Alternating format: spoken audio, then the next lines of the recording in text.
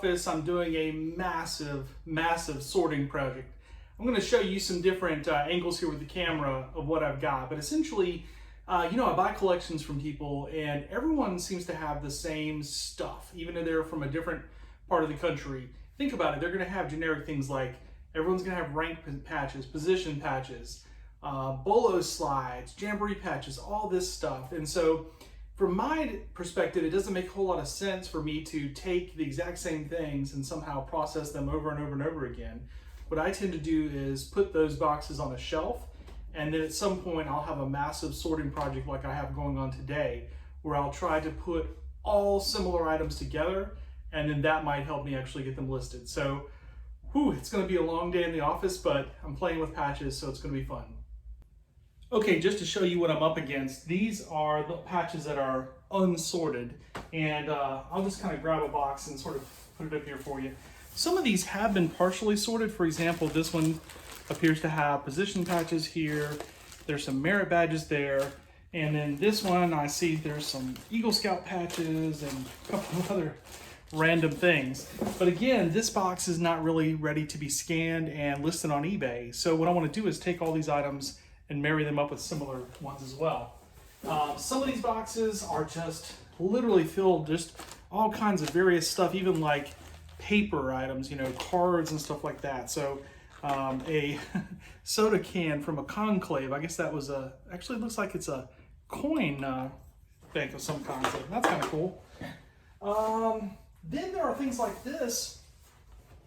In the process of listing stuff on eBay, scanning and then listing it, sometimes there's items that were in a box and maybe forgot to be scanned, or we go to list them, we find out they're slightly different.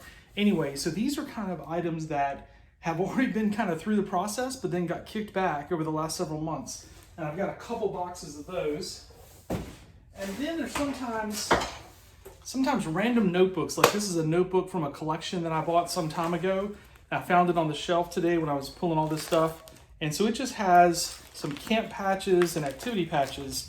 But again, I can't sell them if they're in a notebook. I got to get them out, get them sorted, and get them listed.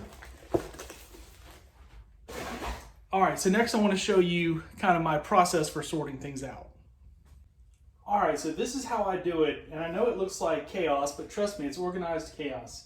Each one of these containers has a different type of patch that's going into it. Some you can even see. So for example, this tote is full of red numbers because every collection I get has red numbers, but I've also made room in here for train position patches. For some reason, I seem to have gotten a bunch of those. This one in the middle you might be curious about, that is all event patches. So I do sort out event patches from councils, districts, things like that. They all go in there.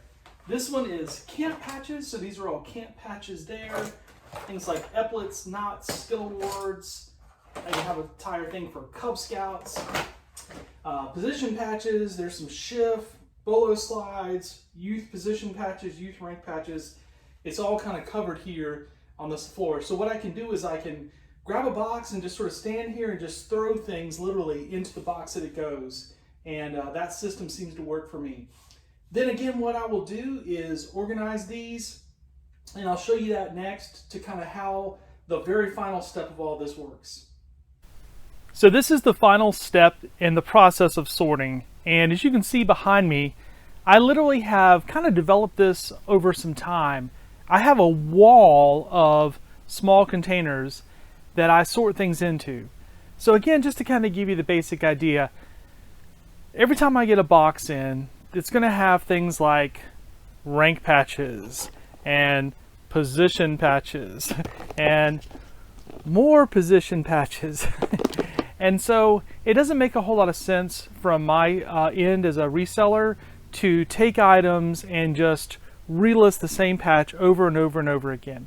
What makes a little more sense, or at least in my mind, is to take these items, sort them into similar bins, and then eventually these bins will then get sorted and recycled back into the hobby.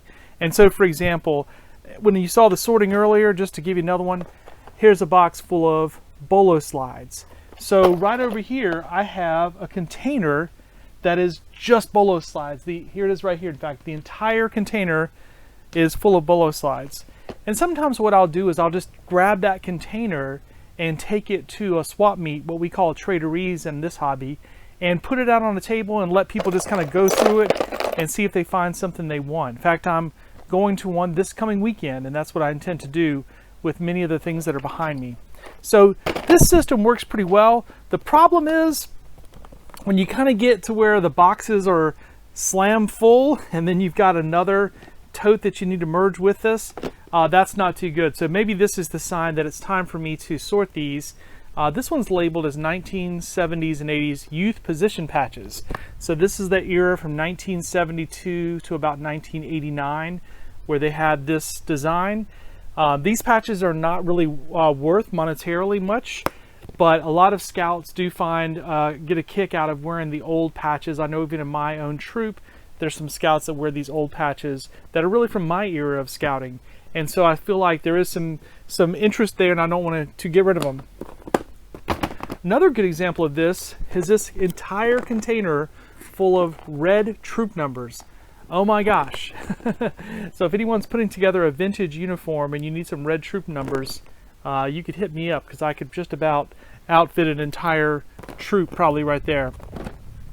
Again, things like rank patches. So these are all rank patches, again, from that 1972 to 1989 era, and I just have a crap ton of them. So eventually I will get around to doing something with them, maybe making some sets and trying to list them that way. So what I will do next, and I probably won't film this because it'll just take a while, is I'll go through these boxes and then sort things into here. A couple of things that you won't see, for example, this one has camp patches.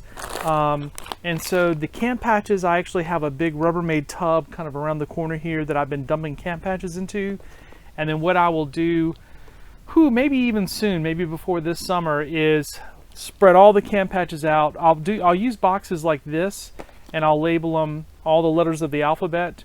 And then from that tub, I'll just literally do a toss and sort them out alphabetically, because I think it makes it a lot easier to list if you get all the same name camp together, and that works for me. And so I've even got a box of epaulets here. I mean, it's almost embarrassing to show you all this stuff. Here's all the quality unit stuff. So,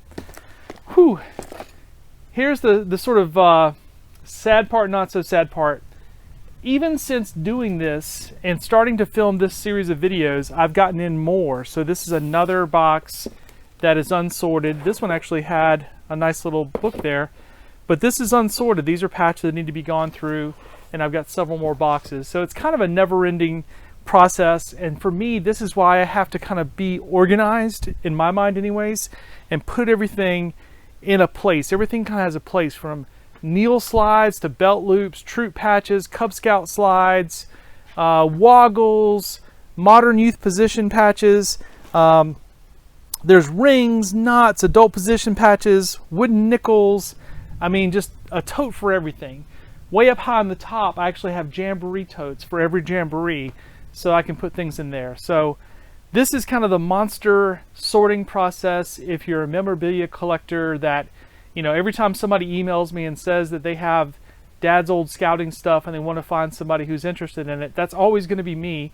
I'm always excited like it's Christmas morning to get a box in the mail and wonder what's inside. But then what do you do with all that stuff? Because you're going to end up with some of the same stuff over and over and over again, and it just has to kind of get organized. Otherwise it'll just be a horrible death pile. And I'm trying not to be on an episode of Hoarders, although my wife doesn't normally come out here to the warehouse to see all this. So hope you enjoyed this video.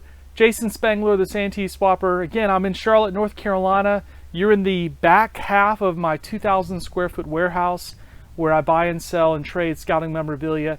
If you have a collection that you're looking to recycle back into the hobby, then please reach out to me. All my contact information is on my website, scoutpatchcollectors.com. Thanks very much for watching.